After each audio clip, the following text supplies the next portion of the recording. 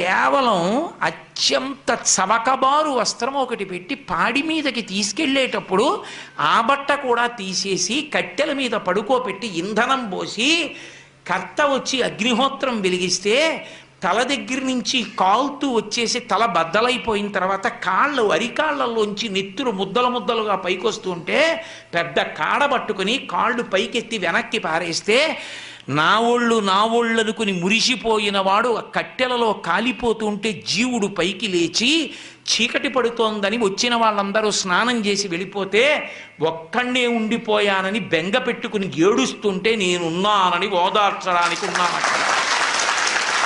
నేను లేకపోతే చచ్చినవాడు చస్తాడు పార్వతి అందుకున్నానన్నాడు. అది ఆయన ఔదార్యం. చేతకాక అక్కడ ఉండలేదు, అన్నవాడిని ఓదార్చకుండా ఉంటే తెలిసి వస్తుంది వాడికప్పుడు శివుడు శ్మశానవాసని విమర్శించడం ఏమిటో కాదు. అసలు మీకు ఒక యథార్థ